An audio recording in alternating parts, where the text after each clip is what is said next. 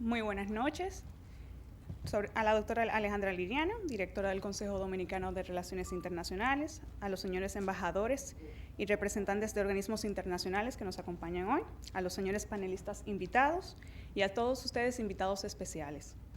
En nombre de la Fundación Global Democracia y Desarrollo y del Consejo Dominicano de Relaciones Internacionales, deseamos darle la más cordial bienvenida a que nos acompañen en este panel sobre la Primera Guerra Mundial, que realizamos en ocasión del centenario de este importante acontecimiento que inició en julio de 1914, extendiéndose hasta noviembre de 1918, y que se conoce como la Gran Guerra Europea. El centenario ha servido al Consejo Dominicano de Relaciones Internacionales de pretexto histórico para analizar el impacto económico, político, social y militar de esta guerra de alcance mundial, que no solo cambió el mapa político europeo, sino que también constituyó un escenario para la redistribución del área geopolítica tanto dentro de Europa como de sus posesiones coloniales. Dicho acontecimiento fue también un espacio para el uso de nuevos armamentos y sirvió para la rearticulación de nuevas alianzas políticas e ideológicas que marcaron todo el siglo XX, teniendo así un impacto en el mundo y la sociedad en la que vivimos hoy en día. Es por ello que hemos invitado a estos reconocidos profesionales para reflexionar sobre el impacto de esta contienda bélica que costó la vida a millares de personas y que, iniciándose este pasado mes de julio, pasan a ser conmemorados y recordados en diferentes naciones, comunidades y personas que los conmemoran en este centenario de la Primera Guerra Mundial. En la noche de hoy participarán con nosotros en este distinguido panel, en este orden, el doctor Francisco Guerrero, quien es doctor en Historia Contemporánea, con un magíster en Gestión de Servicios Culturales en las Administraciones Locales y licenciado en Geografía e Historia por la Universidad de Valencia. Seguimos con el licenciado Manuel Montaz, quien es consultor económico y empresarial para las diversas empresas privadas, instituciones educativas y organizaciones sin fines de lucro. Es también profesor e investigador del Departamento de la Economía de la Pontificia Universidad Católica Madre Maestra Pucamaima y actualmente está realizando su doctorado en Fundamentos del Crecimiento Económico por la Universidad Complutense de Madrid. Y finalizaríamos con el general Demóstenes Félix Paniagua, quien es historiador y miembro del Instituto Duartiano y encargado de asuntos haitianos de la Dirección General de Migración. Al final de sus presentaciones, como es habitual, contaremos con una sesión de preguntas y respuestas. Y con ustedes les presento al primer panelista, el doctor Francisco Guerrero.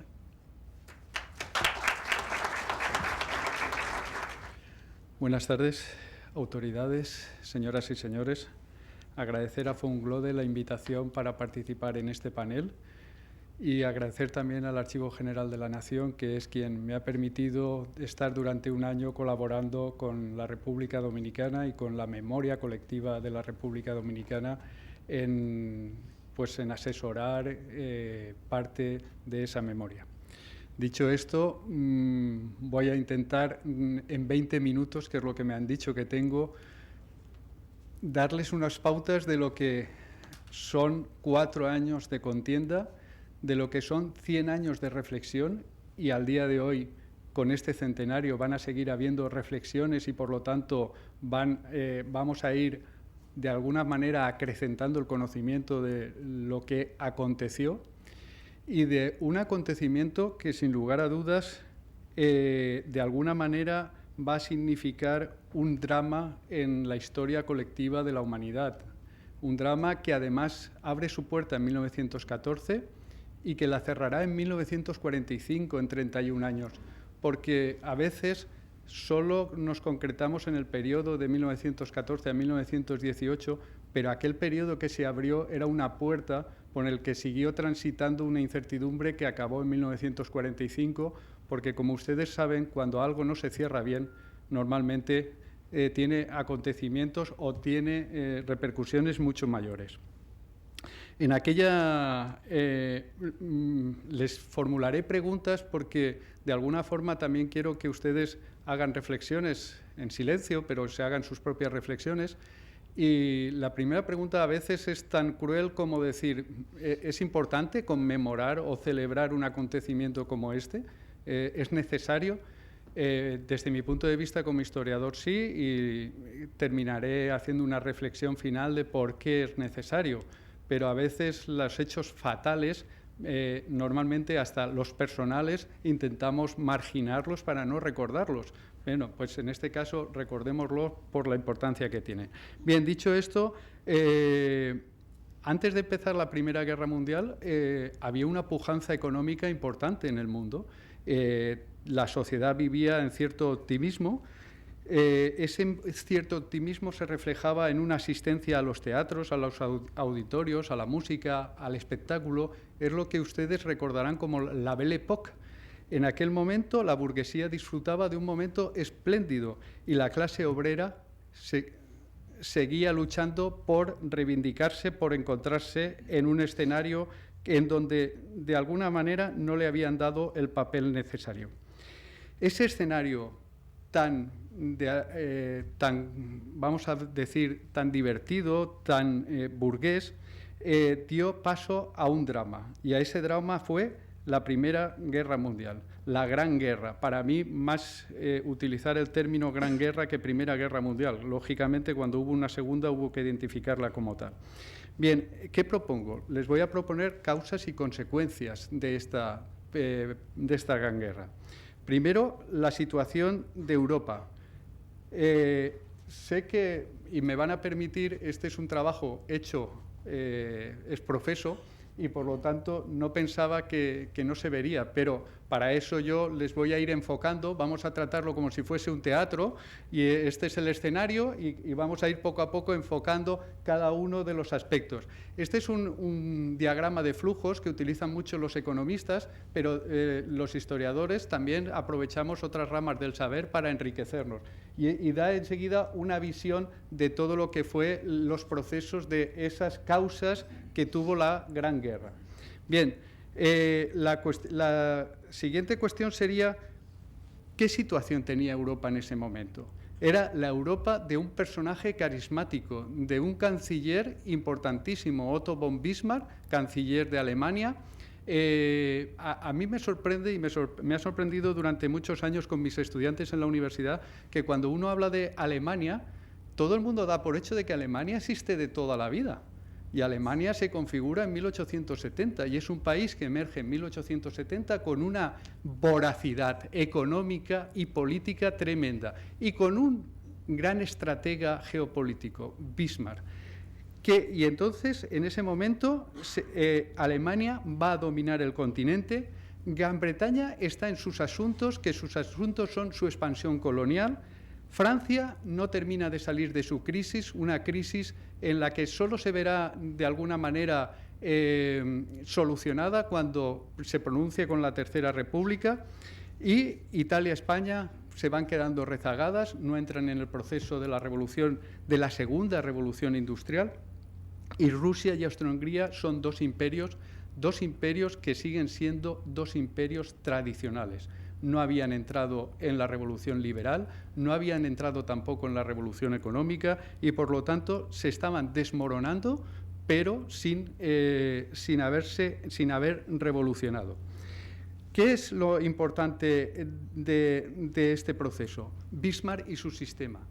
Una de las causas importantes del proceso es que Bismarck estableció un sistema de alianzas, de unas alianzas que mientras él vivió, como era el padre de la criatura, mientras él vivió, tuvieron fuerza y estuvieron de alguna forma estables, pero en el momento en que él desaparece, justo a finales del siglo XIX, esas alianzas van desmoronándose y van de alguna forma enfrentándose entre ellas. Esas alianzas que a ustedes les sonarán es la Triple Alianza.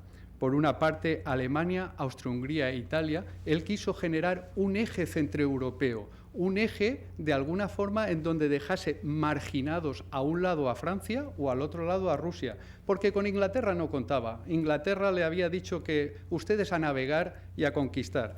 Ese es uno de los problemas que tuvo Bismarck y que le hicieron que Guillermo II lo retirase de la Cancillería, porque Bismarck no creyó nunca en que Alemania tenía que introducirse en el imperialismo, en el colonialismo, en el reparto del mundo, en el reparto justo de África. Eso es lo que hace, de alguna manera, que él se retire en un momento dado. Bien, pues esas políticas que él establece, políticas poco estables, o estables mientras él está, pero poco estables una vez él desaparece, son las que van a llevar al enfrentamiento. Su idea es crear un sistema de equilibrio y de alianza entre las potencias que fuera estable, pero que le diese la preponderancia al Segundo Reich en el continente europeo. Bien, enfocaríamos pues esta primera parte de la izquierda, que es la preponderancia de Alemania en forma de triple alianza, y se establece con la diplomacia que Bismarck pauta. Es decir, Bismarck establece una diplomacia secreta. Uno de los problemas que va a existir en Europa en aquel momento es que todos los acuerdos, todo lo que se pacta en secreto, sin que el otro Estado sepa lo que se han establecido entre propios Estados. La Liga de los Tres Emperadores, por ejemplo, la va conformando él, pero siempre a espaldas del resto de Europa, siempre a espaldas,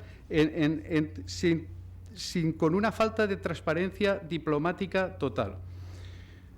Bien, la otra parte es el sistema de alianzas, el triple entente. Lógicamente, no les he dicho quién conformaba el triple entente, pero son Francia, Rusia e Inglaterra, quien forman la otra parte, que será lo que dé lugar a este sistema de alianzas que se ve tanto gráficamente en colores como los triángulos que forman: Francia, Reino Unido, Imperio Ruso, Imperio Alemán, Imperio Austrohúngaro, Italia. Y queda un eje, que es el eje de los Balcanes, el entente balcánico, que es Bulgaria, Serbia y Grecia, del cual se ha hablado poco, pero que tiene una importancia sustancial, muchísimo, tanto para la Primera Guerra Mundial como para la Segunda Guerra Mundial. Es decir, los Balcanes son foco o son la mecha que prenden siempre los conflictos bélicos que han habido en nuestro mundo. Bien, luego están las crisis territoriales, otra de las causas, fundamentalmente las coloniales. Es decir, Europa se había lanzado a un crecimiento, a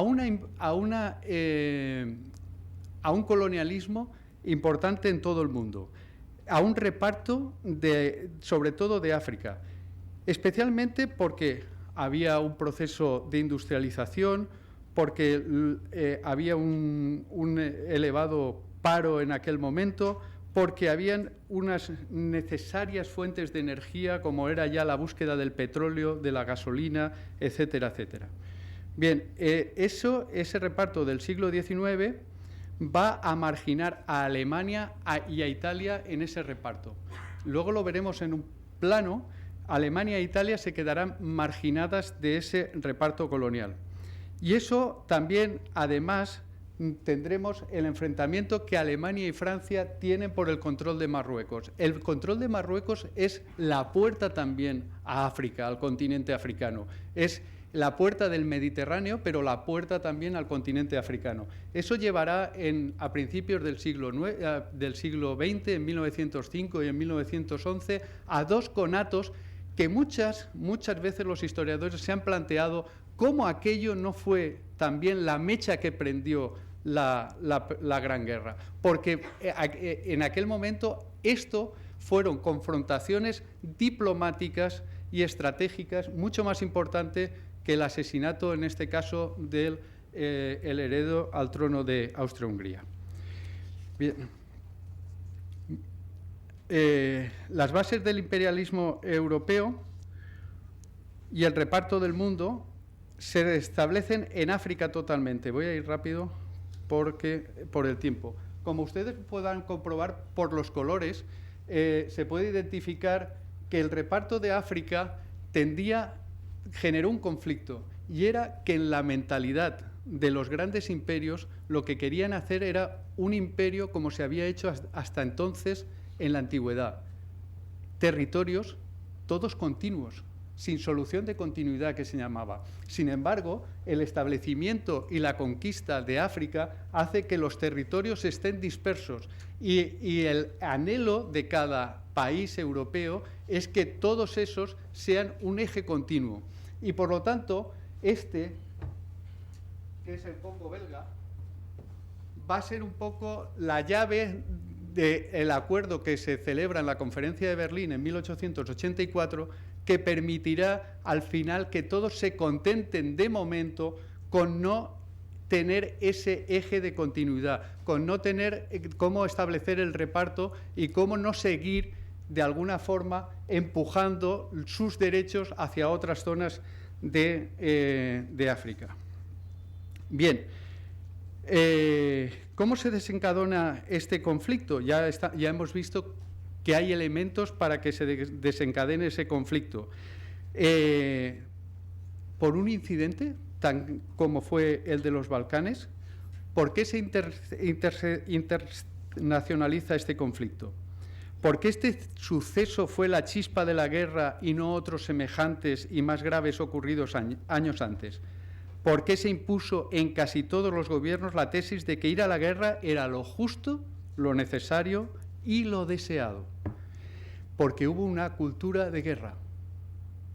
Durante todo el siglo XIX, tras la desaparición de Bismarck, todos los gobiernos europeos se rearman, es lo que se ha denominado también paz armada, se rearman para la guerra. Todos, es una situación que les suena como muy contemporánea, muy actual. Todo el mundo se rearma para la guerra. Entonces, para que el uno no me ataque, yo me rearmo mucho más. Yo voy, de alguna manera, produciendo mucha más industria armamentística.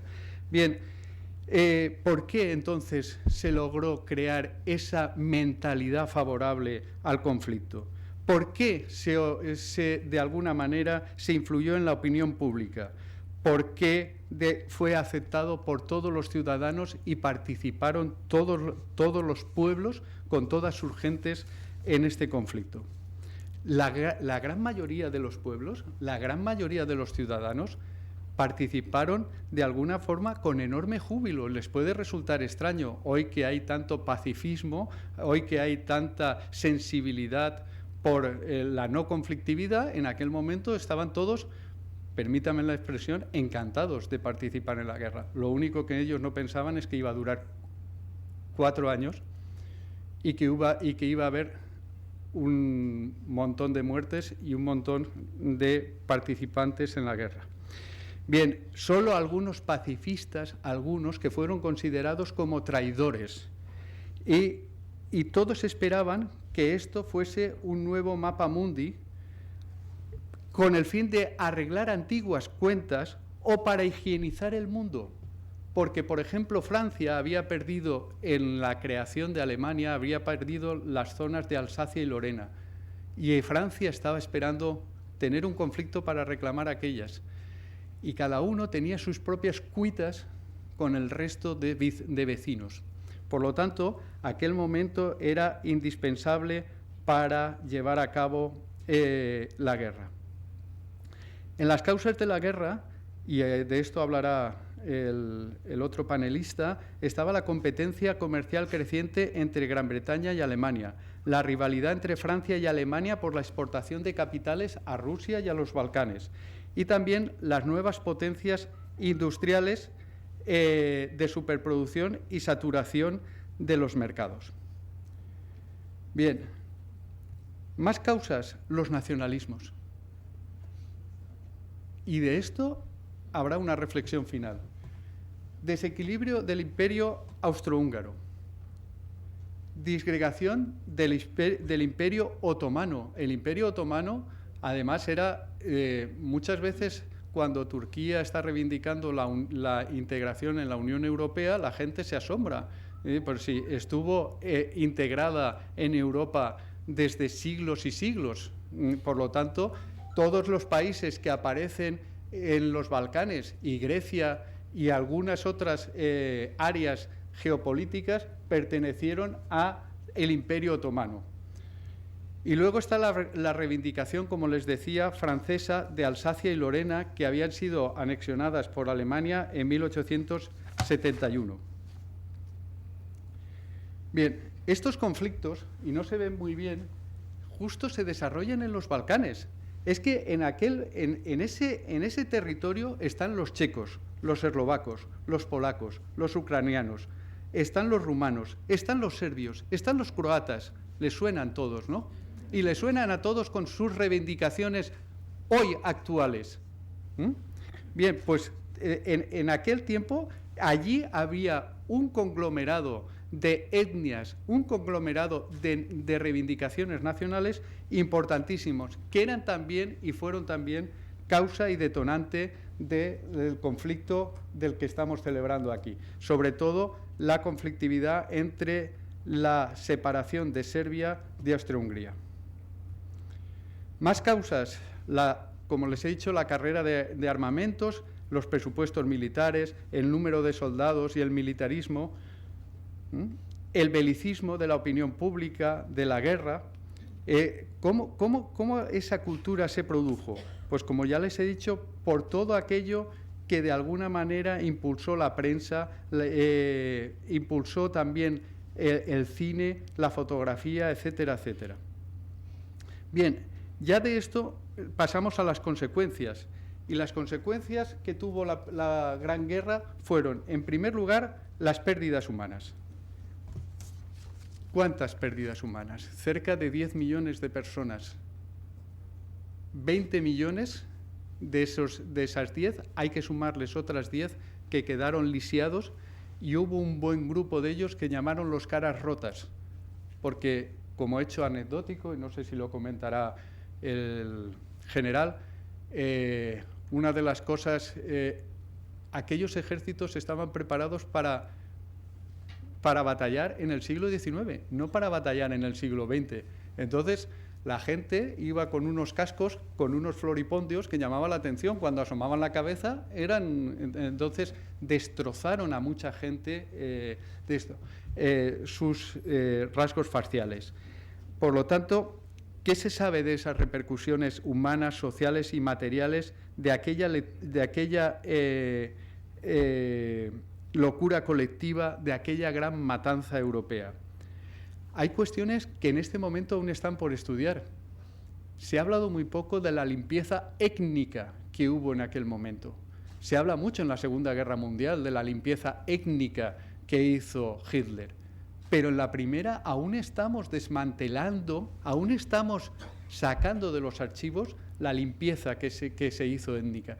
Y tampoco se sabe, o se ha estudiado también muy poco, que gracias al colonialismo, gracias a las colonias, participaron muchas personas naturales, aborígenes, de países como argelinos, marroquíes, senegaleses, indios, en la Gran Guerra.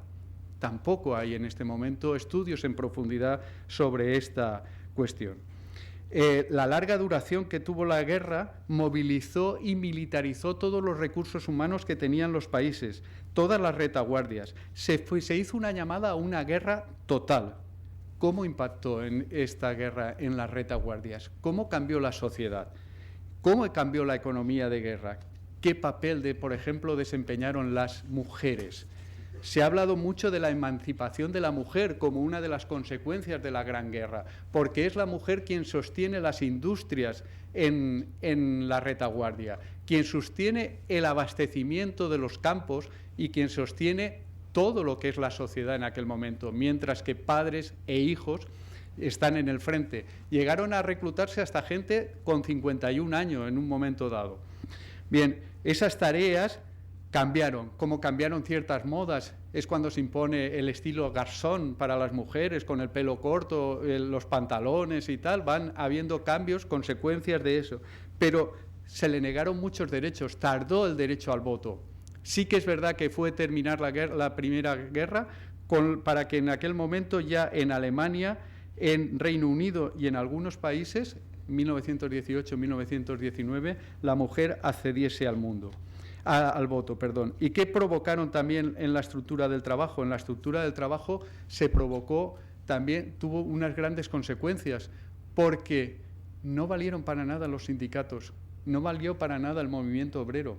Los movimientos obreros, los trabajadores, aquellos que hubiesen reivindicado pues las jornadas intensas y duras de trabajo, estaban en las propias industrias porque eran obreros especializados que tenían que de alguna forma materializar, producir para la Gran Guerra.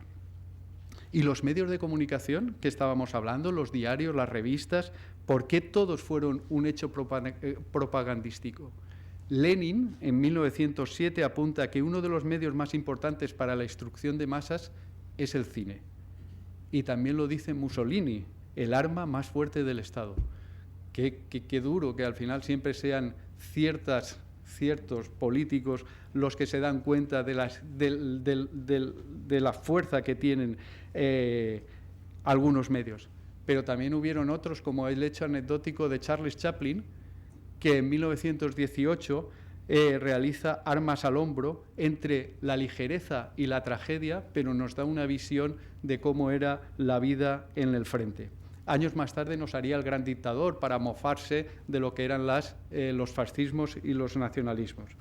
Bien, discernir este papel desempeñado por la prensa de masas, la actualización de los intelectuales, la razón de Estado, se presentan en este centenario como necesidades a clarificar, porque no crean que está todo en este momento escrito, ni todo dicho sobre la Gran Guerra. Por ejemplo, les hablaba del pacifismo. Se consideraron traidores, pero en Francia hubieron un grupo que además tuvieron un lema, nunca más. Y dentro de ese grupo estuvo la figura de Marc Sagnier, que propugnó la reconciliación entre la Iglesia y la República y una tercera vía entre el capitalismo y el socialismo, que no excluyera ni a Rusia ni a Alemania para restaurar Europa. Y su idea más importante, y con la que yo finalizaré, es que la paz se debe hacer a través de la juventud. De ahí que esta conmemoración sea más para los jóvenes que para otras personas, porque ellos son los que nos tienen que, de alguna forma, llevar a nosotros al futuro y nosotros acompañarles.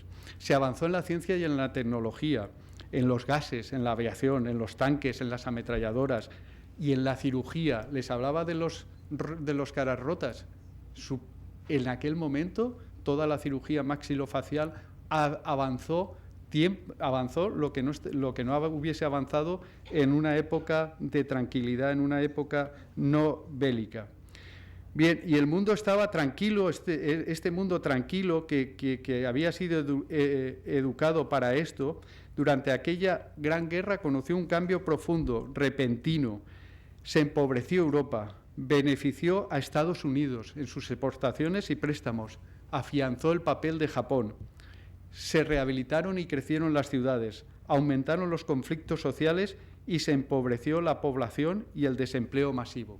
Y ahí surge como consecuencia el movimiento obrero. Un movimiento obrero que además se debatió internamente en la Internacional porque era el único, en aquel momento, la única asociación internacional que reunía a todos los miembros de todos los países de Europa. No existía otra organización en el mundo. Y aquella Internacional no supo, se rasgó las vestiduras porque no supo de alguna forma movilizarse contra la guerra.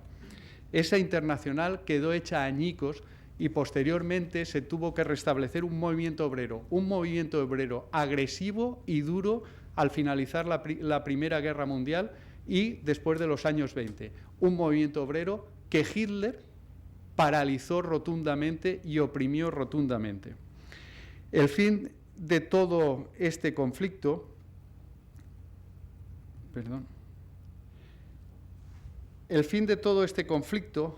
al final, es el Tratado de París, donde se establece la redistribución de los territorios con la desaparición de los grandes imperios. A la izquierda tienen la situación antes de comenzar la guerra y a la derecha cómo se han redistribuido los territorios y cómo de Austria-Hungría, como del Imperio ruso, de alguna manera salen algunos países, algunos con una tradición nacionalista de hacía más de 3 siglos, como el caso de Polonia. Polonia llevaba subyugada entre Alemania, entre Prusia y Rusia, había estado subyugada y por fin conseguía la independencia. Una independencia que volvió a tener luego problemática. Bueno, no quiero entretenerme más porque si no, creo que de alguna manera tengo que ser respetuoso con los tiempos y creo que ya me he pasado. ¿Sí, no? No veo. Bien, solo me quedaría una cuestión. La última, la más importante, la consecuencia ideológicas. Y es que, terminada la guerra, todas las naciones, todos los políticos se dieron cuenta de que no habían sido capaces de paralizar un conflicto como ese y que el sistema liberal no había sido capaz de paralizar un conflicto como aquel. ¿Qué ocurrió? Que de alguna forma lo que hubo fue una evolución en que se pidió que hubiese mayor representatividad del pueblo en la elección de los cargos políticos. Eso es lo que se llamó democracia, evolución del sistema liberal hacia la democracia. Pero ese sistema liberal también fue perverso. Evolucionó en Rusia hacia el comunismo y evolucionó, si es que se llama evolucionar, en Alemania e Italia y España hacia el nazismo y el fascismo. Fue el momento en el que determinados países encontraron una coyuntura favorable para este proceso de retroceso en lo que había sido todo el sistema liberal a lo largo del siglo XIX. Solo una cuestión que creo que es importante. A mí me preocupó cuando me plantearon esta exposición qué pasaba en República Dominicana y, lógicamente, y a mí me interesaba, yo decía, uy, qué interesante, voy a ver cómo desde República Dominicana se veía la Gran Guerra. Y claro, ¿cómo iban a ver la Gran Guerra? Si en República Dominicana estaban en aquel momento bajo un protectorado de los Estados Unidos, que yo creo que había aprovechado que en Europa se habían despistado, por decirle algo, a la Gran Guerra, para que ellos, de alguna manera, empezasen a controlar todo lo que fue el Caribe, Centroamérica y América Latina.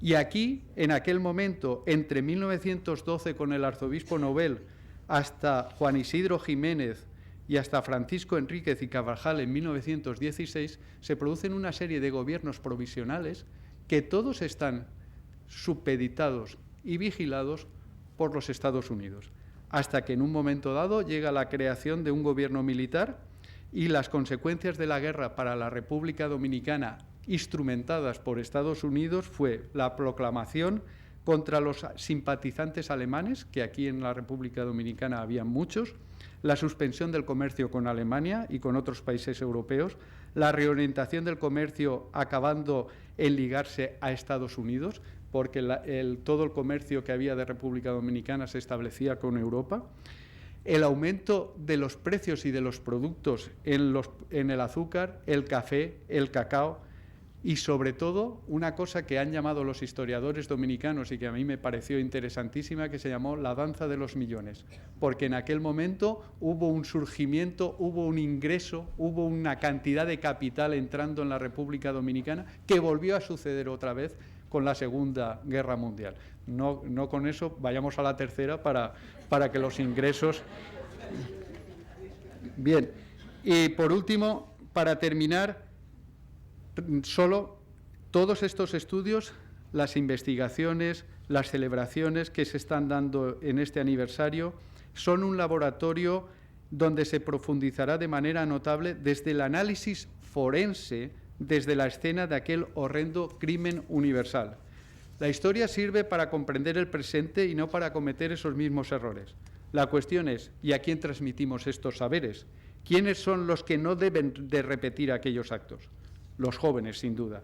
Cuando acabó la Gran Guerra y se sucedió el periodo de entreguerra, la sociedad vivió una de las mayores crisis proyectadas en el cambio ideológico y político del sistema liberal. La formación de grupos de extrema derecha creció de manera pausada pero enérgica, no muy diferente a la actualidad, donde hoy, cuando la crisis económica y política se cierne sobre Europa, los partidos radicales avanzan en resultados electorales y los movimientos nacionalistas siguen sus reivindicaciones. Y si no, cojan la prensa y vean Ucrania y Rusia en este momento. Muchas gracias.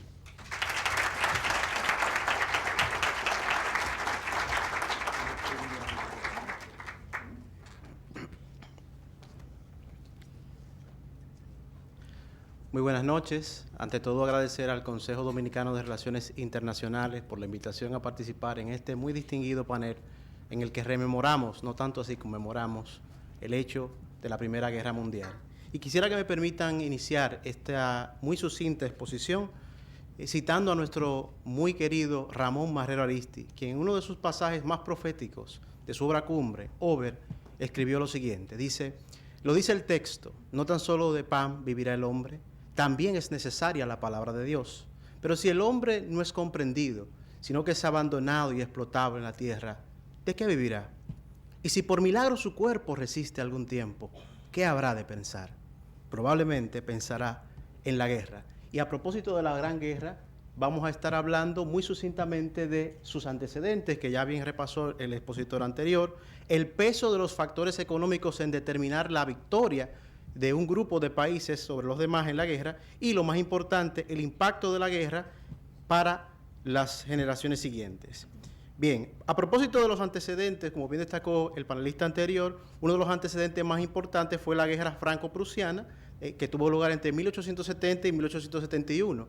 Lo importante de esta guerra es que, como bien observaba él, Alemania consolida su nacimiento como nación independiente, se anexa parte del territorio francés y de paso humilla al imperio francés capturando a Napoleón III y obligándole a proclamar a Guillermo emperador del recién nacido Estado, nada más y nada menos que en el Palacio de Versalles, lo cual fue un golpe muy duro a la honra del muy orgulloso pueblo francés. Por la otra parte, tiene que ver el ascenso económico alemán.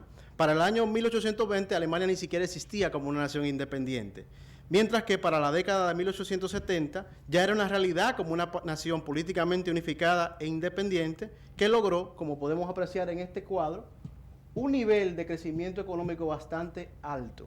Déjame ver, tengo el... O sea, podemos apreciar en este cuadro, déjame ver, con su permiso, creo que tengo un puntero acá. Podemos apreciar en este cuadro rápidamente cómo Alemania en 1820 tenía un PIB en dólares del año 90 muy pequeño con relación a otros países del primer mundo, como lo eran Estados Unidos y América Latina.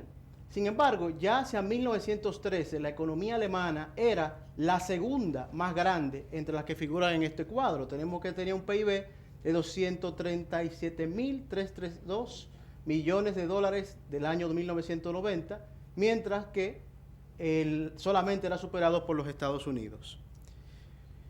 En términos de renta per cápita, porque evidentemente países con territorios tan disímiles, con variedad de recursos, es bueno hablar en términos de renta per cápita. Y en términos de renta per cápita tenemos que la renta per cápita de lo que llegó a ser luego Alemania, pasó de $1.058 en 1820 a $3.648. Nótese la similaridad con la renta per cápita de nada más y nada menos que de Francia, con lo cual queda claro que Alemania había pasado de ser una nación de condiciones semifeudales a una moderna potencia industrial. Pero no nos engañemos, la mayor parte del territorio alemán seguía viviendo la población de una agricultura de subsistencia, concentrándose las modernas industrias en los principales enclaves urbanos. Aparte de esto, tenemos la tasa de crecimiento. Vemos aquí que Alemania creció entre 1820 y 1870 a una tasa solamente superada por Reino Unido y Estados Unidos a nivel mundial. Y luego, en la segunda fase de 1870 hasta los albores de la Primera Guerra Mundial, tenemos que Alemania logró un crecimiento económico espectacular, solamente superado por el de Estados Unidos y luego por los países más rezagados de América Latina. A propósito del inicio de la guerra, y con esto pasamos ya a lo que es el peso de los factores económicos, tenemos el conflicto de la guerra de los Balcanes, en virtud del cual sucedió que toda esta franja que está entre estas dos fronteras rojas fue antiguamente ocupada por el Imperio Otomano, fue repartida entre Bulgaria, Serbia, una nación nueva que fue Albania y el Reino de Montenegro, además de Grecia. Entonces todos estos países buscaron la manera de, a través de este conflicto, ampliar su territorio y su influencia en toda esta zona de gran valor estratégico y comercial. Esto fue aprovechado por el Imperio Ruso para, sabiendo que Austria-Hungría, que está aquí, y buscaría eventualmente extender su influencia en toda esta zona, hizo una alianza, o renovó una vieja alianza con lo que es Serbia, para frenar a la expansión de su enemigo natural, que sería el Imperio Austrohúngaro, mientras que este hizo lo propio con Bulgaria, que era la rival de Serbia. Entonces, se fueron haciendo estas alianzas, que una vez tuvo lugar el asesinato del archiduque heredero del trono austrohúngaro por un nacionalista serbio, detonó el conflicto que todos ya sabemos que fue la Primera Guerra Mundial. En ese sentido, ahora es importante, y pasamos a la segunda fase de nuestra breve ponencia, hablar del peso de los recursos económicos para la victoria. Y sobre este particular, quiero ante todo adelantar que se trató de una guerra en términos puramente económicos bastante desigual. Fue una guerra desigual ya que hacia mediados del año 1913, las naciones que luego formarían la Triple Entente, Inglaterra, Francia y Rusia, contaban con 1.69 veces la población total, 3.85 veces el territorio y 1.64 veces el Producto Interno Bruto de las naciones de la Triple Alianza. O sea, en conjunto eran una fuerza económica muy superior a las naciones de la Triple Alianza. Podemos apreciarlo en el cuadro que voy a presentar a continuación. Debo decir que esta realidad de la enorme superioridad económica de los países vinculados a la Triple Entente fue reconocida en su tiempo por los estrategas alemanes. Y como podrá aclarar luego el general, cuando tú te enfrentas a un enemigo tan superior, tu única posibilidad de salir airoso en la batalla tiene que ser ¿cómo? Con una guerra relámpago, para doblegar rápidamente al enemigo, como pretendió hacer Japón luego en la Segunda Guerra Mundial, vía el golpe que asestó en Pearl Harbor a los Estados Unidos, antes de que la capacidad militar superior y los recursos del adversario puedan movilizarse, porque por ejemplo Gran Bretaña es un país riquísimo, pero sus recursos están muy dispersos alrededor del mundo. Tiene más sentido doblegar a Francia antes de que Gran Bretaña y Rusia puedan acudir en su auxilio, aprovechando la dispersión de sus fuerzas. Miren aquí esa gran desventaja. Tenemos aquí Inglaterra, Francia y todos sus aliados en 1914, porque no solamente son ellos, algunos países se acompañaron a este esfuerzo. Podemos ver que tenían 793 millones de personas, un territorio de más de 67.5 millones de kilómetros cuadrados y una economía combinada de más de 1.000 millones de dólares en precios del año 90. Austria y sus aliados, a ellos Alemania y el Imperio Otomano, tenían, fíjense, de 793 a 151 millones de habitantes. Una economía de 1.000 millones de dólares a una economía de 376.6 millones de dólares. Ventaja, estos estaban más compactados geográficamente y por lo tanto estimaron pertinente trabajar en esos dos frentes y doblegar a los adversarios antes de que tuvieran tiempo de unificar sus esfuerzos. En la medida en la que el conflicto, como bien observó el ponente anterior, se fue alargando en una inútil guerra de trincheras en la que durante la mayor parte de los años siguientes básicamente hubo muy poco avance entre las trincheras alemanas y las trincheras francesas, esto facilitó que la superioridad económica de los aliados, a Inglaterra y Francia, fuera ganando terreno lo suficiente como para doblegar y aniquilar el poderío y la superioridad militar relativa de las fuerzas alemanas. Ya para noviembre del año 1918, tantos países se habían sumado a ese esfuerzo liderado por Inglaterra, Francia y luego Estados Unidos, que podemos ver aquí cómo, en conjunto, todos los países que ya le habían declarado la guerra a Alemania, entre ellos nuestra muy modesta República Dominicana, tenían, en conjunto, englobaban, nada más y nada menos, señores, que cerca del 70% de la población del planeta y el 64% de todos los recursos producidos en un año. O sea, todos contra Alemania. No había forma de poder salir airoso. Pero esto sucedió porque ellos perdieron mucho tiempo. ¿Okay? Avanzando, ¿qué sucedió con esto? Bueno, naturalmente, cuando Alemania y los aliados suyos se enfrentan a esta gran potencia militar, lo mismo que sus adversarios, surgen presiones internas. Y esas presiones las podemos apreciar primeramente aquí. Vemos como el gasto público, en términos del producto anual de cada país, era hacia 1913 muy pequeño. La que más tenía presión fiscal en ese año tenía un 10% del Producto Interno Bruto, que era Francia. Pero nótese cómo, con motivo del estallido de la guerra, la participación en términos del gasto público respecto a la producción total, en todos los países se incrementó. Pero, ¿dónde se incrementó con más fuerza? En los países con la economía más pequeña, que fue Alemania, Austria-Hungría y el Imperio Otomano. Miren aquí cómo Alemania pasó de una presión fiscal del 9.8 a nada menos que la mitad de los recursos producidos en un año dedicado. ¿Por qué? Porque su economía era relativamente más pequeña.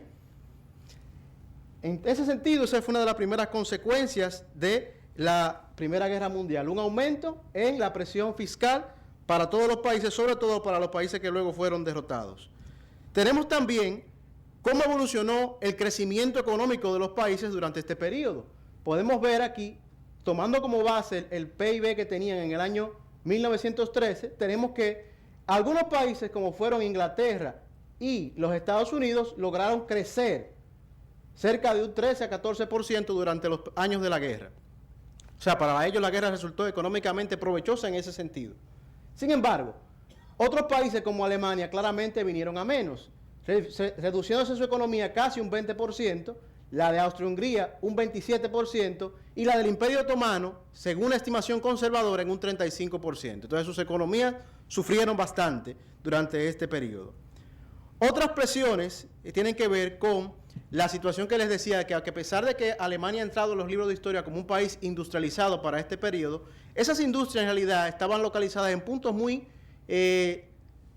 urbanos, quedando la mayor parte de la población, lo mismo que en Rusia, ocupada en lo que llamamos una agricultura de subsistencia. Entonces, ¿qué sucedió? En la medida en la que el esfuerzo bélico llevó a los gobiernos a reclutar a los jóvenes y las bestias de carga para el trabajo bélico, quedaron las mujeres, pero también quedaron algunos campesinos que a la hora de producir fueron cada vez más aislándose del mercado. ¿Por qué? Primero que nada, tienen menos recursos para producir porque se fueron los hijos, se fueron los animales. Pero además, en países como Alemania y Rusia, cuando la guerra siguió alargándose, los países se vieron obligados al gobierno a comprar los alimentos a las personas. Pero estos alimentos, como empezaron a escasear, subieron de precio y el gobierno, por razones presupuestarias, los compraba a unos precios que no tenían sentido económico para las personas. Como resultado de eso, los países aliados a Alemania y Rusia, entre el otro bando, se quedaron sin alimentos mucho antes de quedarse sin balas en lo que fue la Primera Gran Guerra Mundial. Esto así, a pesar de que había la capacidad técnica de producir los alimentos, la mayoría de las personas optaron por un intercambio basado en trueques y una producción no orientada al mercado, porque además, como casi toda la industria está dedicada a la guerra, ¿qué vamos a comprar a cambio de nuestros rubros agrícolas? Todo está dedicado para la guerra. Bien, finalmente, tenemos aquí la evolución en el índice de precios al consumidor, que es un indicador de la canasta básica familiar. Nótese cómo en todos los países, sin excepción, vemos que en apenas 4 años los precios al consumidor se elevaron entre 2 y 3 veces respecto al nivel previo a la guerra. Solamente escapa a esta regla los Estados Unidos, en los que los precios aumentaron un 71% durante la guerra. Pero nótese lo que pasó en Alemania. Desde 1913 a 1918, los precios aumentaron un 302%. Con lo cual quiere decir que las condiciones de vida, la escasez de alimentos, estaban bastante precarias para la mayor parte del pueblo alemán. Y un país donde los alimentos están caros, donde escasean los suministros de la primera necesidad, los gobiernos enfrentan grandes problemas para mantener el respaldo popular necesario para mantenerse a flote. Razón por la cual muchos de estos gobiernos recurrieron a la emisión de lo que llamamos los economistas dinero inorgánico. Suspendieron la convertibilidad de billetes en ese momento. Si usted tenía 100 pesos oro, usted podía ir al banco y cambiarlos exactamente por ese peso en oro. Los gobiernos recurrieron a suspender esta convertibilidad. Y una vez liberado de ese yugo, que nosotros llamamos disciplina monetaria, empezaron a emitir papel moneda sin respaldo para poder financiar los déficits fiscales en los que incurrieron para sostener este esfuerzo armado que se suponía de 6 semanas a 2 meses y que terminó extendiéndose a lo largo de 4 largos años. Bien, señores, para finalizar, vamos a hablar de cuáles fueron las implicaciones y el impacto a largo plazo de esta Primera Gran Guerra Mundial. Pérdidas humanas. Como resultado de la Primera Guerra Mundial murieron en combate o en los hospitales y en el cautiverio cerca de 9.44 millones de personas. esas pérdidas de efectivos militares, estas son solamente las pérdidas de efectivos militares, concentradas mayormente en términos de la población total en Serbia y Montenegro, donde murió el 5.7% de la población total, Turquía 3.7%, Francia 3.4%, Alemania 3%, entre otros. En adición a esos efectivos militares, que ya hemos dicho que fueron cerca de 9.44 millones de personas, murieron cerca de 30 millones de personas más como resultado directo de las hostilidades, las hambrunas y la llamada gripe española o influenza, que fue propagada en gran medida como resultado del esfuerzo bélico que tuvo lugar durante estos años. Entonces, estamos hablando de que cerca de 40 millones de personas, cerca del 2% de la población mundial de la época, falleció directa o indirectamente como resultado de la Gran Guerra Mundial. Aquí tenemos este total agregado de muertes por países y podemos ver claramente que la factura fue mayor en Serbia y Montenegro y en general para Alemania y sus aliados, quienes perdieron el 2.6% de su población a manos del esfuerzo bélico, mientras que Inglaterra y su gran número de aliados, casi todo el mundo, apenas perdieron 0.7% de la población, aunque en términos agregados 5.400 miles de personas fueron, 5.4 millones de personas murieron de parte de su bando, en tanto que 4 del bando de los adversarios. Pérdidas materiales. En adición a las pérdidas humanas, que algunos economistas le agregan la renta que hubieran devengado esas personas que no hubiesen muerto en esa guerra, encontramos cerca de pérdidas materiales por valor de 186.200 millones de dólares a precios del año 1914. Eso equivalía a poco menos de un tercio de lo que generaba Estados Unidos en todo un año y algo así como el 6.8% de toda la producción a nivel global se desembolsó para esa gran guerra. A este desembolso se añaden además las destrucciones del capital físico, las flotas navales y todos los demás activos con los que contaban las economías que podemos ver aquí. Podemos ver claramente que en términos de los activos domésticos, edificios, edificaciones tales, obras públicas, Francia fue la principal perdedora, perdiendo 59.6% del valor que había acumulado hasta 1914 en activos domésticos. Sus activos marítimos, sobre todo barcos, flotas navales, etcétera, fueron reducidos en un 49% y como consecuencia de lo anterior, su riqueza nacional se redujo en más de la mitad como resultado de la Primera Gran Guerra Mundial.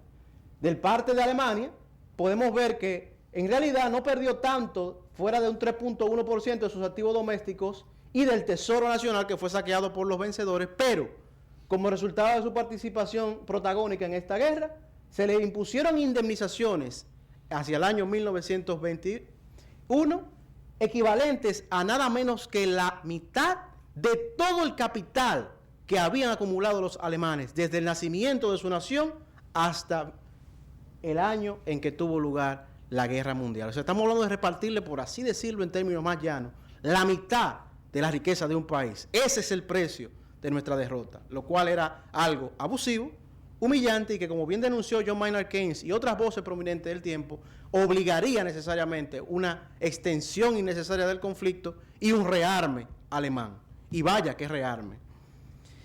Bien, por lo que respecta a Alemania, añadir aquí que como resultado de las presiones que se resultaron de esto, que además a Alemania se le impuso entregarle todos los ferrocarriles, todos los camiones, los vagones de ferrocarriles, o sea, los vencedores, sobre todo Francia y Alemania, Francia e Inglaterra, todo lo que encontraron se lo llevaron.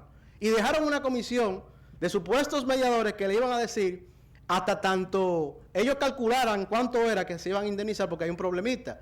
Para sostener el esfuerzo bélico, Inglaterra, Francia y todos sus aliados recurrieron a préstamos de Estados Unidos y de inversionistas privados para poder sostener la guerra. Entonces, ellos dijeron, bueno, como nosotros nos endeudamos, vamos a cobrarnos de aquí. Entonces, Alemania, en lo que nosotros calculamos cuánto es, más nuestros beneficios de guerra, te vamos a quitar todo lo que tú tienes, Alsacia y Lorena para atrás, y gratuitamente me tienes que suplir enormes cantidades de carbón y otros minerales hasta que esta gente, 2 años después, digan cuánto es que tú me debes a mí, después de yo cobrarme todo eso.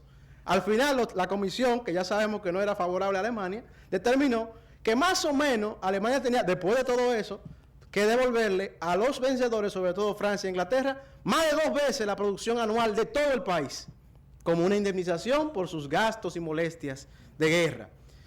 Las autoridades alemanas no objetaron tanto el monto como la forma en la que deberían de pagar. No podían pagar tanto, y menos en esos términos tan humillantes. Nótese que esto también se hizo en represalia por lo que ya había pasado en la primera guerra de independencia, si así se le llama, franco-prusiana.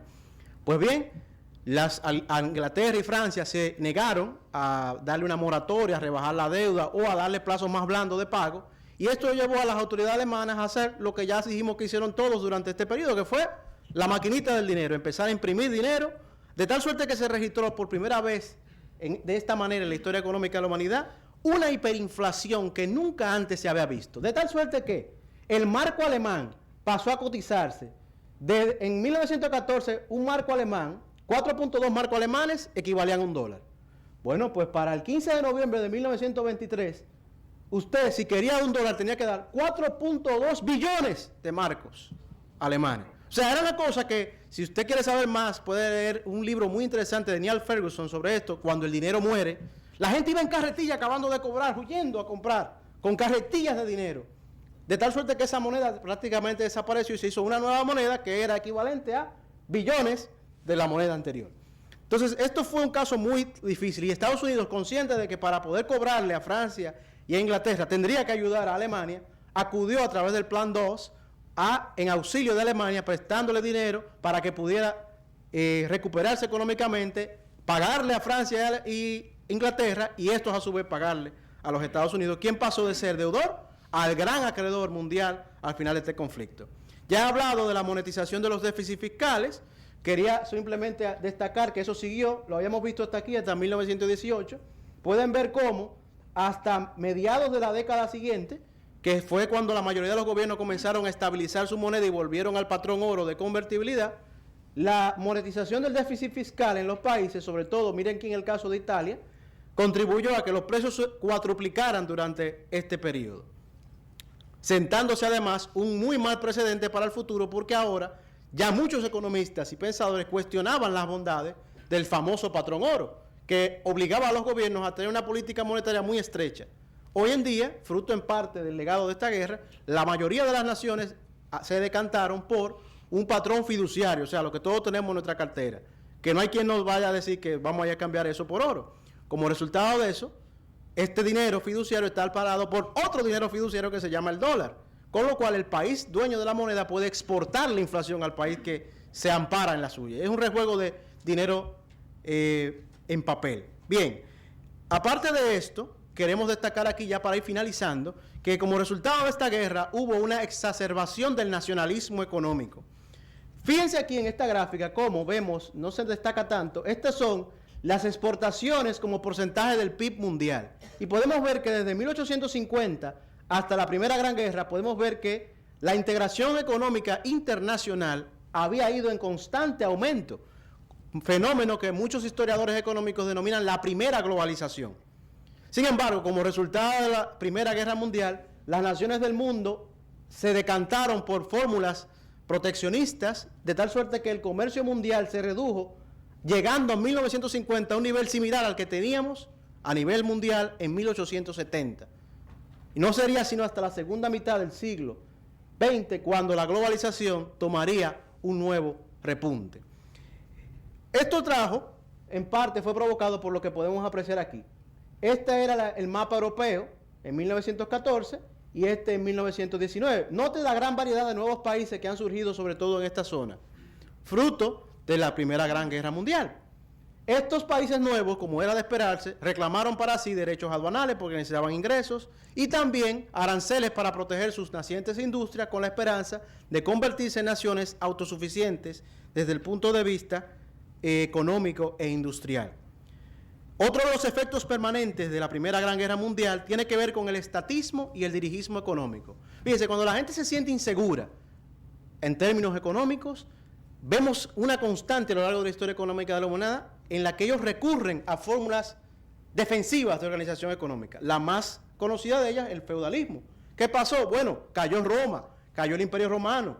Sálvese el que pueda, porque ahora todo el que vive en una ciudad, los bárbaros saben que donde van a encontrar mujeres, tesoros, dinero y comida en abundancia es en Jarabacoa. No, es en Santo Domingo. Entonces todo el mundo sale huyendo de las ciudades. ¿A dónde quién? Resulta que hay un tipo que era Russell Crowe, que es ahora general retirado, vive en las afueras de la ciudad en una gran hacienda. Él es un hombre bravo y valiente. Yo me voy a poner bajo la protección de él. En un estado que se denominó feudalismo, en el que todo lo que se va a comer, sea pollo, sea pan, sea lo que sea, se tiene que hacer ¿dónde? Aquí mismo, porque no podemos contar con nadie. Entonces, fruto de este sentimiento de inseguridad que se adueñó de la mentalidad ciudadana y popular durante este periodo y los años que le siguieron, vemos cómo las personas se decantaron a favor de fórmulas en las que estuvieron dispuestas a ampliar el papel del Estado en la economía y su magnitud como garante de las libertades que ellos aspiraban a retener de esta vía. El caso más elocuente es el de Rusia, donde con motivo del estropeamiento de su economía, fruto de su participación en la Primera Guerra Mundial, entre otros factores, nació, andando el tiempo en una muy rápida sucesión de acontecimientos, la tristemente célebre Unión Soviética de Repúblicas Socialistas en 1919, con todas las consecuencias que eso trajo después. Finalmente, crecimiento económico reducido. Aquí podemos ver que como resultado de la participación en la Gran Guerra y de las destrucciones de capital físico y humano que tuvo lugar a lo largo de la misma, los países que se involucraron en la guerra, que en general habían crecido cerca de un 2.2% durante la década, el periodo anterior, vemos que durante 1913 hasta los albores de la primera Gran Depresión, en 1929, fíjense las tasas de crecimiento, sumamente bajas, en promedio un 1.2%, mientras que los otros países de la misma zona, que no se involucraron en el conflicto bélico, permaneciendo neutrales, todos crecieron en tasas promedio del 2.71%. Entonces, como consecuencia de su participación en la guerra, todos los países involucrados tendieron a tener crecimiento económico más lento, habida cuenta de que perdieron gran parte de su capital físico y humano en este conflicto. Finalmente, tenemos también lo que es un nuevo orden financiero internacional. Esto lo destacamos aquí porque, como ya habíamos mencionado, Estados Unidos pasa a ser ahora el banquero del mundo, por así decirlo. Al quedar Estados Unidos en esta posición como prestamista de Alemania y de las otras naciones involucradas en el conflicto, se creó un mecanismo de transmisión que, cuando llegó la crisis financiera de 1929 en los Estados Unidos, facilitó la propagación de esta crisis de Estados Unidos a Europa y desde Europa al resto del mundo en cuestión de muy pocos meses. Como bien mencionaba nuestro ponente anterior, no podemos finalizar sin hacer mención del efecto que tuvo en la República Dominicana, muy concretamente la danza de los millones. Con motivo de la Primera Gran Guerra Mundial, nuestro país asistió a un periodo de gran prosperidad económica en el que los precios de los principales rubros de exportación ascendieron notablemente. Para tener una idea, el quintal de azúcar pasó de $5.50 en 1914 a $22.50 en 1920.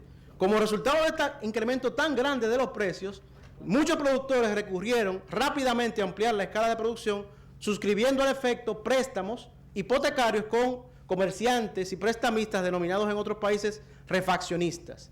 Como era de esperarse, una vez ese efímero proceso terminó, la mayoría de los productores que habían contratado estos préstamos se fueron a la quiebra.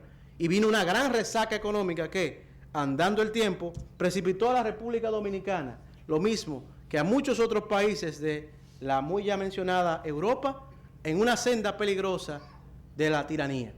Creemos que quizá el efecto más importante, o uno de los más importantes de lo que fue la Primera Gran Guerra, tiene que ver con que al final de todo este periodo, las personas perdieron la fe en sí mismas y en los demás para, de manera libre, poder abrirse paso armónicamente en el mundo. Y allí donde la gente pierde la fe en sí misma y en Dios, no pasa mucho tiempo en que florezca la tiranía y con esta el lado más oscuro del género humano. Muchas gracias.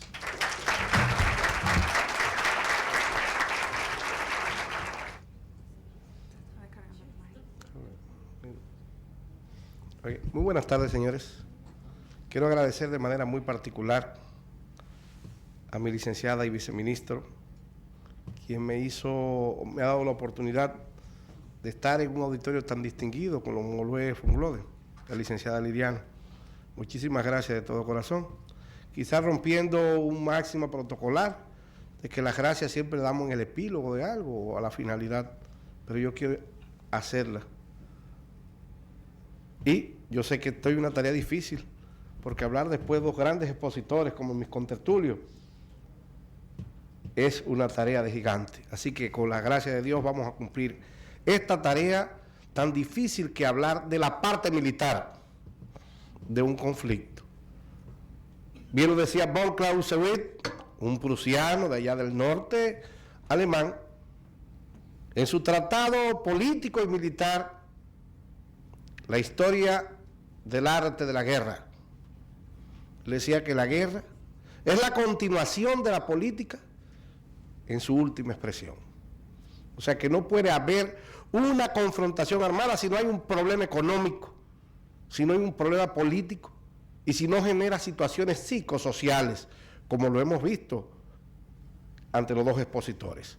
Una parte económica, la administración de las políticas, a veces del político vulgar o del político moral. Y entonces viene ese enfrentamiento, como dice von Clausewitz, la guerra. Ahora, la guerra por ser guerra es lo que es una fábrica de muertos. Ahí la vemos.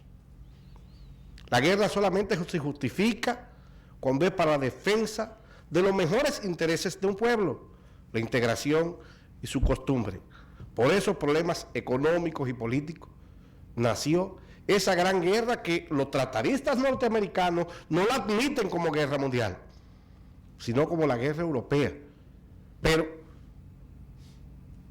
entendemos otros trataristas que sí, que estuvo el mundo, porque de una u otra forma se impactaron, sea en lo social, sea en lo económico y sea en lo militar. Lamento mucho no tener que citar a un dominicano como usted citó a don Marrero Aristi, a Ober. Yo tengo que citar a un ciudadano del mundo, que aunque nació en una parte de Italia, en Córcega, es un hombre que ha influido todavía hasta en el mundo moderno, y me refiero a ese gran corso, Napoleón Bonaparte. Es increíble que en el año de 1815, cuando él se ve preso, y él mismo se sorprende que es paradoja es la vida. Yo que he tenido que luchar por la libertad de los hombres, yo que tuve que congregar las ideas para hacer el derecho civil, donde se le permite a la mujer no solamente el dote, sino el reparto de los bienes acumulados en la masa de bienes. Mas sin embargo muero preso. Qué contradicciones de la vida, decía el gran corso, que es un militar de cuarteles formado en l'École, en la escuela militar, que se dedica quizá con sus trazos a hacer la libertad de los hombres y no suprimir como deben ser los hombres de armas, de crear teorías políticas para el bienestar social y no las armas para reprimir muchas veces. Y Napoleón, en 1820, quizá días ya antes de morir, en 1821, cito, con la destrucción del imperio francés, que dentro de sus defectos representa la libertad de los hombres, nacerá una gran guerra. Por el mal reparto que se ha hecho en 1815, vendrá una gran guerra con las potencias de Europa que han nacido centrales, y esa era de 1870.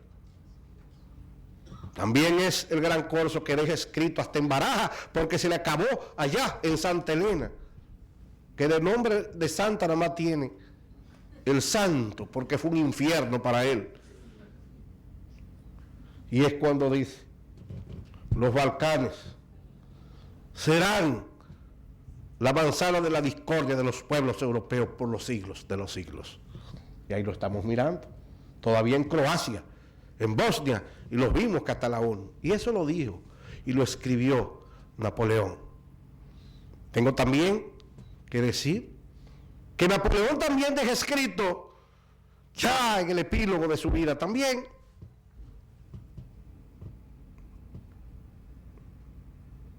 es increíble que cuando no exista al lado del sur de Europa un equilibrio de fuerza como lo fue el imperio francés, Rusia y Prusia se repartirán a Polonia, porque Polonia, unido con los recursos que tiene, le será un pastel apetecido y será también de grandes intereses. La soltaron en el 89 cuando se cayó el muro de Berlín, lo que usted estaba diciendo. O sea, qué increíble como este hombre, siendo soldado, quizás iluminado por Dios, pudo predecir lo que ha pasado más de 200 años después y lo que aún sigue pasando. En una ocasión, alguien le preguntó al gran Corso también, en el Ministerio de Guerra, cuando era general de brigada y cuando comenzaba a hacer sus campañas para el norte de Europa. ¿Y qué usted cree que se necesita? Y entonces le dijo al ministro de la guerra, yo creo que para ganar esta guerra se necesitan 3 cosas. Y nada más son 3 fáciles. Dice, no es tan fácil. Dinero, dinero y más dinero. Nótese cómo influyó el Producto Interno Bruto para llevar no solamente el apoyo militar, sino hasta el gusto de los demás pueblos, porque casi todo el mundo quiere estar al lado de los vencedores. Termino con Napoleón. Sorprendido el mundo quizás en una de las partes industriales, pero con el resabio del 1870, ya no era para las potencias imperiales de que algo se estaba gestando. Esa fue la paz armada, como dijeron mis contertulios, que son estrategas también. Y entonces esa paz armada de 1870, 1871, le permitió a esas potencias utilizar su economía para modernizar su parque militar. Un hombre que duró 30 años también peleando, pero ya del siglo XX, el generalísimo Mao Zedong, deja escrito en uno de sus tratados, la libertad, el orden y el poder descansan sobre un cañón de un fusil. Si queréis paz, prepararte pues para la guerra. Por más liberales que sea un hombre, cuando se trata de un hombre de Estado, debe entender que debe estar preparado para las cosas más difíciles. Para mucha satisfacción, tenemos aquí pues el honorable y excelentísimo embajador del Ecuador, quien tuve el honor de conocerle, no solamente verle en la televisión. Para mí una gran satisfacción tener aquí presente un hombre de uno de los pueblos que vio nacer en sus tierras uno de los hombres de pensamiento más nobles y liberales, y me refiero a Eloy Alfaro. Pero visto Eloy Alfaro por sus grandes biógrafos, además que era un hombre de paz, era un hombre de amor, también era un hombre de guerra. Por eso es Vargas Vila, un colombiano que escribe sobre Eloy Alfaro, era el temple del león con el corazón de la paloma. Hay que conjugar esas cosas. Guerra por guerra, fábrica de muertos. Entonces, ese 28 de julio fatal, que con la muerte de un archiduque se escogieron los motivos para que esa gran guerra, por los problemas económicos y sociales y el resabio del 1871, estallara ese gran conflicto. Alemania, pequeño en territorio, comparándolo con Rusia, Alemania, aliado hasta por raza. Austria, es Napoleón también, y se me escapaba. Cuando dice el imperio austrohúngaro, después de una gran guerra desaparecerá, porque es un conjunto de etnias que será imposible mantenerlo. Y el día que menos se espere, se desgranará como un castillo de naipe, porque visto por Napoleón también, decía los idiomas, aunque no creía en las torres de Babel, es un castigo de los pueblos, más que comunicación y cultura. Entonces, ese imperio austrohúngaro, con ese conjunto de etnias, como dijeron, era imposible. Fue el mito para que desapareciera hasta el día de hoy. Se han convertido en pequeños países y países completamente subdesarrollados. No puedo hablar de 4 años cuando se trata del poder militar, de 37 aliados y casi el mundo moderno se puso al lado de los vencedores. Le puedo decir que eran ejércitos rurales, pero esa guerra cambió el caballo que conocíamos del 1870, como los cosacos con un machete. No, el fusil de pedernal a partir del 1870 o de ataque que vimos ya se convirtió en el fusil de repetición, y Alemania ya desde el 1908 estaba produciendo un fusil llamado el Mauser, todavía activo hasta el día de hoy. También Inglaterra había producido el mosquete y lo convierte en el Springfield, no el de vaquero, sino de repetición. Entonces ya la Francia no tenía el viejo fusil de pedernal de la Lombarda, también utilizó el fusil de repetición, de lo llamamos el carabiné o la carabina, que quiere decir fusil pequeño, y eso fueron. Ya tomando a Inglaterra de que Alemania, para poder vengarse de esa humillación francesa y los franceses, quitarse de la humillación de los prusianos, tenían que hacer lo que se llama la guerra rápida. Y Alemania, en sus escuelas militares, comienzan a utilizar las viejas teorías de la guerra rápida que había llevado muchos años antes hasta Europa, hasta el centro de Europa. Ese Aníbal, el cartaginés, cuando utilizó el tanque, claro, no el tanque, sino el elefante. Que lamento mucho el presidente Fernández no esté aquí, porque en una ocasión citó al gran Aníbal en uno de sus discursos. Ese es. También Alemania había estudiado la guerra rápida por el general Epaminondas de Tebas muchos años antes, donde él es que inverte el orden oblicuo. Si le das por los lados lo tumba más fácil. Ya Inglaterra sabía del poder de los mares, pero sus intereses imperiales eran seguir para la India, donde estaba Gandhi después. Como lo dijo el economista, sus intereses eran imperiales y los otros eran hegemónicos.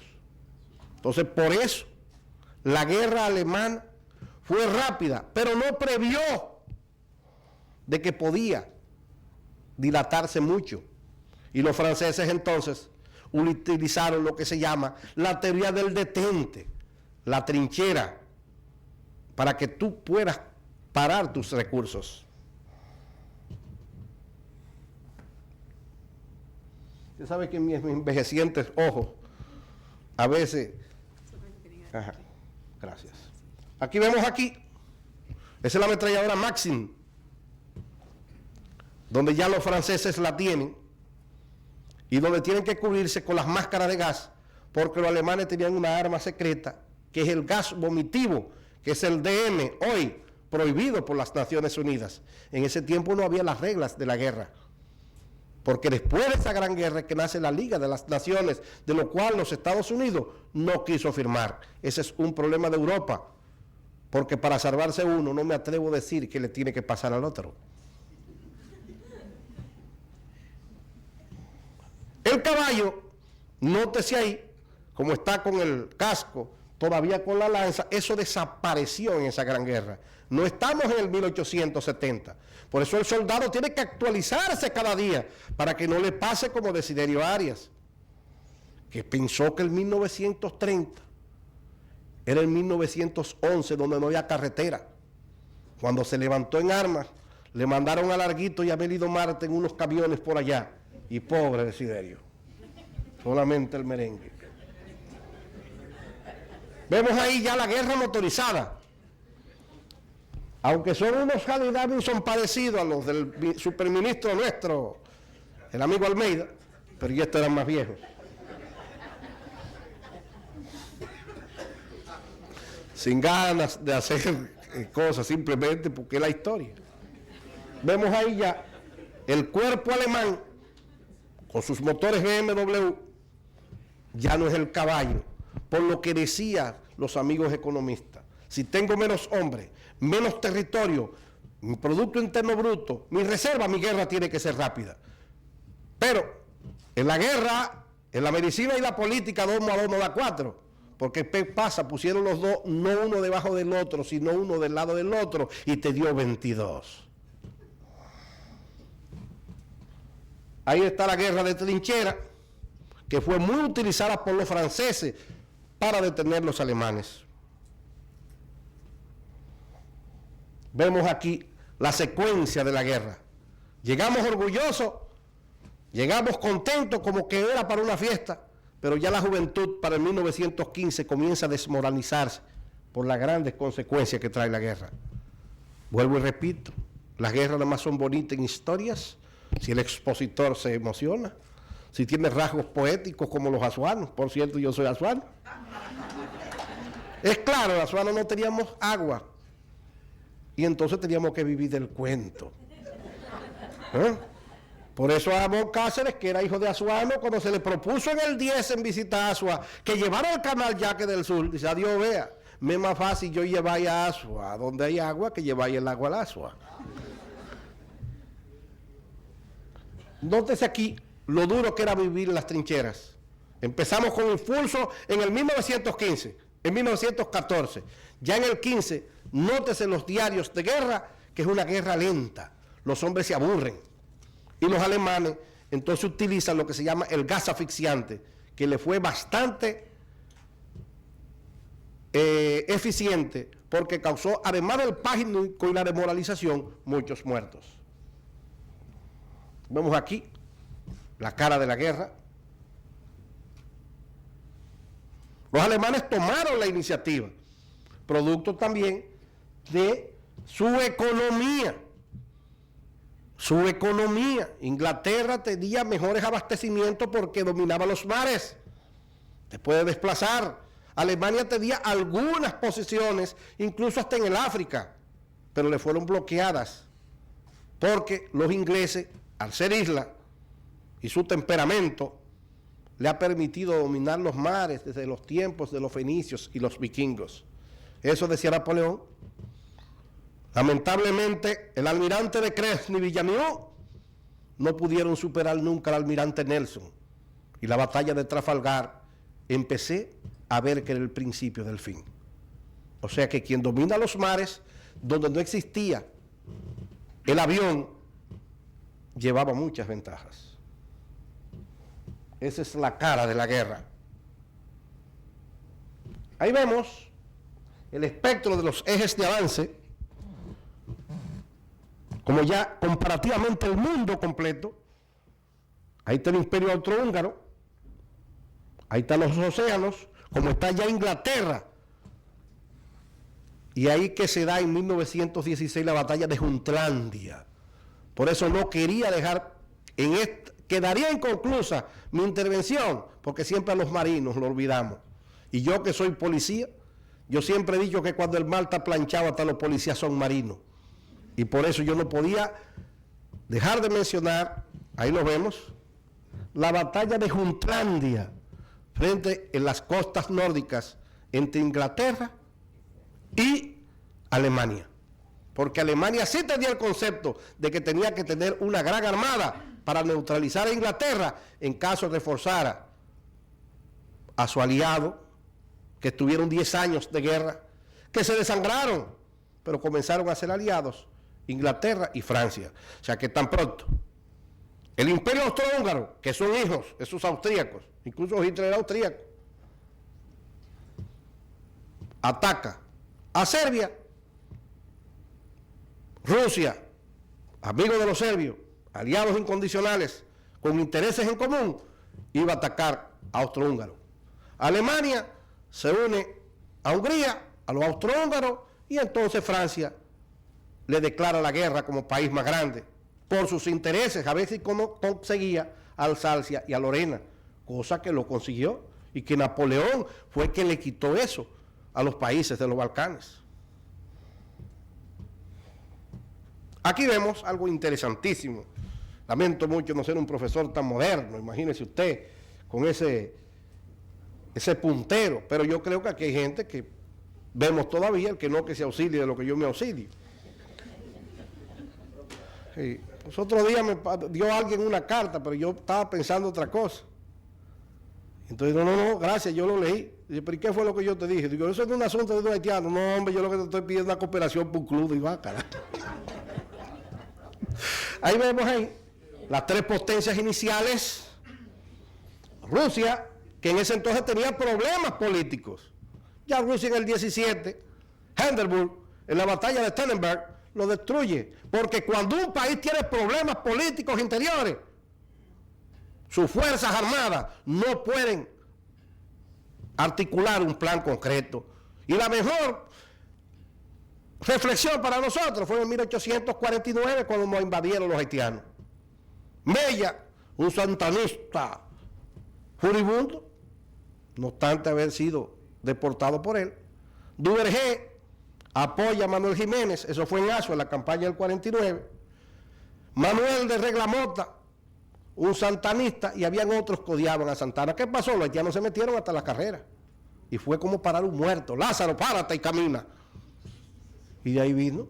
Entonces, en ese momento Rusia, que tiene un problema de una guerra social, donde los obreros se unen y tumban al zar, ya en el 1917, eso fue un pan de azúcar comerse a Rusia, un país tan grande y con tantos recursos. Y eso es la teoría de la batalla de Tannenberg, y sube la estrella de ese mariscal de mariscales, que sin importar idea, Hindenburg, cuando se habla de los militares, tiene que pararse todo el mundo en atención. Por cierto, no quiero celos, porque sé que aquí hay quizás personas de otros estados, pero yo le pregunté hubo un profesor que me dijo, el alemán es el idioma de los militares, y el inglés es el idioma de comerciantes, el italiano es el idioma de los artistas, y el francés de los diplomáticos. Yo callado, digo el de los españoles, dice, no, es el idioma de los dioses. Entonces vemos ahí cómo está el Reino Unido, la Gran Bretaña, está Rusia, está Francia, está Austria-Hungría y está Alemania. Ahí los que están rojos son aliados y los verdes, los aliados tradicionales. Claro, como dijo usted, todo el mundo quiere tapizar con rosas el carro donde van a ir los vencedores. Entonces en 1914 empezó con impulso Alemania y para diciembre tiene que pararse porque los franceses tienden lo que se llamó la trinchera. Claro, la trinchera después se convierte en sacos porque se descubrió que el fusil de táctica, el arma portátil, con el saco se enfría y no pasa el disparo. Pero en ese entonces se hacían grandes cañadas y túneles, muy incómodos por cierto. Yo tuve el honor de visitar campos en Europa de eso y todavía da el terror, específicamente de la batalla del Verdún. El 15 se destacó por la guerra química. Los barcos y aviones, previendo esa situación, ya los barcos no eran de madera, ya eran de motores de gasoil también. Ya el gasoil comenzaba, por eso el gran interés de llegar al Imperio Otomano. Ahí está el petróleo. Ese es el gran interés por quitar lo que se llama el norte del África. Hasta el día de hoy es un pastel apetecido. Por eso se mataban los italianos cuando eran romanos con los cartagineses, por esa parte del Mediterráneo que lo lleva al África.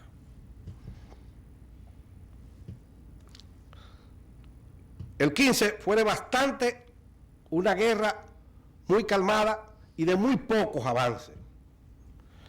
Ya en el 16 las cosas se recrudecen y ya los Estados Unidos, que le han roto un barco llamado Luisiana, en el 16 comienza a preparar su traspatio estratégico. ¿Quién? América. Base de Guantánamo, la hacen una base aeronaval con los pocos aviones de reconocimiento. Isla de Santo Domingo, mandan el almirante Capperton, no el gobernador militar, que aquí siempre pensamos en Schnack. Schnack fue el que maduró, pero el que hace ese estudio de carácter geopolítico es Capperton. Incluso va a Sudamérica y se entrevista con el presidente del país más organizado que teníamos militarmente, Argentina, donde gobernaba un gran liberal. Y por eso, ese presidente argentino, yo no sé cómo se dio cuenta que esta isla existía, tiene una calle aquí, los que han estudiado en la UAS, Presidente Irigoyen. Y por eso Irigoyen, lo menciono en este auditorio, porque en el 1918 le puso condiciones a los Estados Unidos para ser su aliado en el 17, pero tenía que prometerse al presidente Woodrow Wilson sacar sus tropas del archipiélago de las Antillas Mayores, llámese Haití, llámese Dominicano. Por eso aquí tenemos una calle que se llama Presidente Irigoyen. He sacado eso por los pelos, porque hemos tratado del interés geopolítico que tenía los Estados Unidos para su traspatio. Y hace inmediatamente, en el 1916, la base militar de Punta Salina, en la costa sur de Puerto Rico, antes de llegar a Ponce. Ahí está Punta Salina. Ellos ya en el 15, 16, es que comienzan a reforzar y a ver a Nicaragua como un punto de interés. Porque el lago Nicaragua, si lo rompe, te une también el Caribe y el Atlántico, como lo une la isla de Santo Domingo por el Canal de la Mona y el Canal de los Vientos, y más donde no había avión. O sea que eso no fue una cosa a lo loco, o sea que nosotros suplimos el impacto. Aprovecho si hay algún representante del Listín Diario para felicitarlo, porque a pesar de las pocas comunicaciones el Listín Diario le llevó, y ahora que el periódico, el Diario Libre, está pasando algunos párrafos en honor a esta epopeya que metió al mundo en un gran conflicto, para bien y para mal.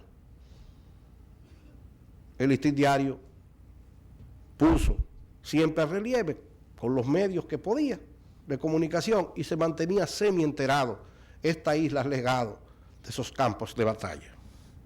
O sea que el 16 se da la batalla de Juntlandia, la pueden buscar los que no lo han escuchado, una de las batallas terribles, donde Alemania gana la guerra, le mató más a los ingleses, pero no pudo salir de sus muelles. Y eso inclinó la balanza a partir del mes de junio del año 16, con la batalla de Juntlandia. Ese fue el Trafalgar para los franceses. 1917, los Estados Unidos se dan cuenta por la vía diplomática. Por eso es muy importante de tener buenos diplomáticos, que más que bailar fiestas y merengue, vayan a beber vinos caros y hacer estilo. No hago críticas punzantes, señores. No he venido a eso. Entonces la diplomacia alemana le propuso al general Carranza. Pero México tiene un problema desde el 11, la Revolución Mexicana. Y ya estamos en el 17 y está Carranza. Le propuso la diplomacia alemana al ver que ya sus aliados, incluyendo Italia, le sacan los pies, como decimos. Italia entonces comienza a atacar a austrohúngaro, quiere estar al lado de los vencidos, de los vencedores. Alemania le propone al gobierno mexicano que si le permite ayuda y le da recursos y le da hombres para ellos entrenarlo, ellos están dispuestos a mandarle fuerzas élite para que ellos tomen a Nuevo México y las partes que Estados Unidos le ha quitado. Pero Estados Unidos lo supo a tiempo. México, con un ejército muy rural, aunque habían soldados profesionales, como el general Felipe Ángeles, porque no puedo denigrar al ejército glorioso mexicano si no hago una parte para Felipe Ángeles. Ángeles, todavía cuando fui a su tumba, de manera quizás que no me di cuenta, mis tacos se pararon en atención a ese general glorioso mexicano. Los mexicanos no quisieron meterse en eso, no podían hacerlo, y los Estados Unidos ahí es que se deciden a mandar uno de sus grandes generales, el general John Pershing, que todavía en Estados Unidos le tienen tanto respeto a Pershing que tiene un mando militar en honor a él. O sea, lo que nosotros decimos la discreción de Kansen, cuando ellos paran a su careta dicen Pershing, en honor al general Pershing. ¿Por qué Pershing?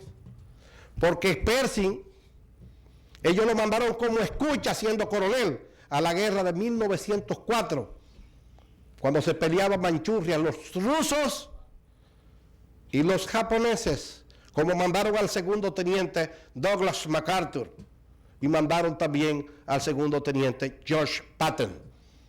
O sea que Estados Unidos es un país que ha estado muy consciente geopolíticamente a sus objetivos nacionales, de poner sus fuerzas armadas muy en consonancia con sus intereses políticos y económicos. Amén de lo que dice el comandante Fidel Castro, que es el único país con 10 millones de habitantes bajo las armas y nunca ha tenido un golpe de Estado. Se contesta el comandante Castro, ¿ustedes saben por qué? Porque no hay embajadas norteamericanas. Continuando, ya pudimos ver el teatro de operaciones, la guerra de los muertos. Entonces queremos abrir, por favor. Volvemos y caemos en Napoleón. La guerra la ganan los soldados. No hay que ser valiente para meter soldados a morir en un campo de batalla, pero hay que ser valiente para estar en el campo de batalla. Entonces la guerra la ganan los soldados, pero la fama la ganan los generales. Estos fueron nuestros comandantes. ¿Cuál habla? Comandantes alemanes.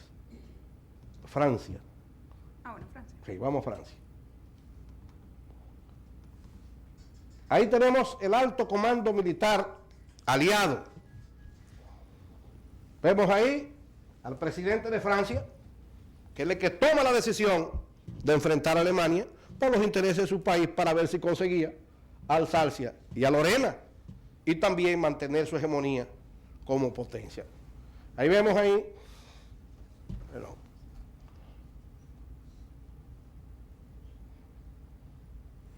ese es el presidente de Francia en ese entonces. Era civil, nada que ver, aunque viste de militar, ese es quien toma la decisión para declarar la guerra y trata de buscar la cohesión en sus generales. Escoge para ello al mariscal Pétain, que después fue condenado a muerte en la Segunda Guerra Mundial como traidor por el gobierno de Vichy. Unas cosas hoy, otra mañana. Por cierto, alguien me dijo a mí, y excúsenme, no quiero extenderme mucho, que se encontraba presente cuando se le informó al jefe del Estado del atentado del general Inver Barrera. Se trata del doctor Rojanina, que todos conocemos. Y ese fatídico Viernes Santo del año 67, alguien entonces, su excelencia, en este momento el general Inver Barrera ha sido víctima, cerca de por aquí, de un atentado. El presidente de ese entonces miró el mar que se veía del despacho y con mucha calma dice, qué barbaridad, ayer héroe, hoy víctima. O sea que el general Pétain es el primer comandante general de las fuerzas aliadas francesas para enfrentar a los alemanes. Luego,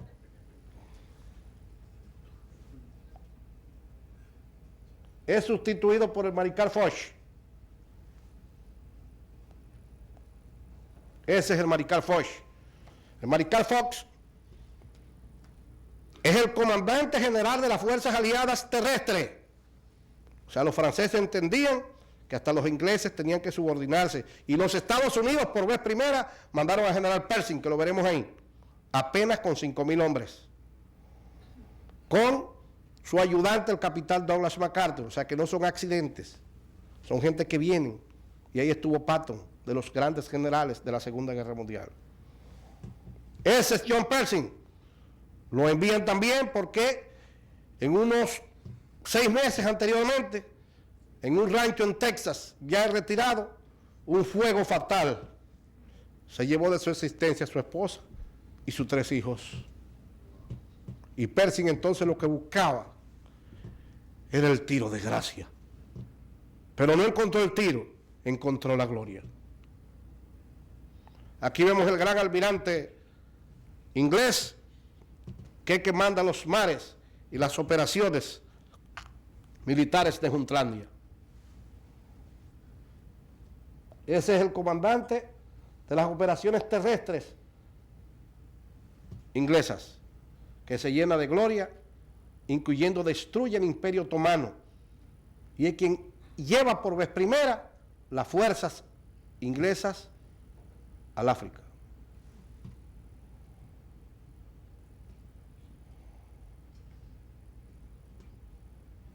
Vamos a buscar ahora a los perdedores, porque ellos también tienen su gloria y tienen su historia.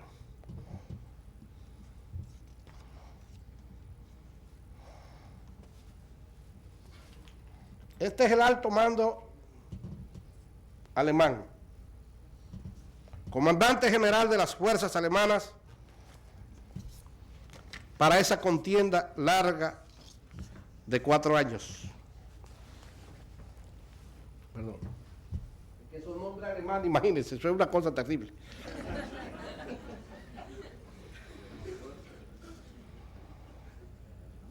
No quiero que me pase como el presidente Mejía, que se le perdió la hoja.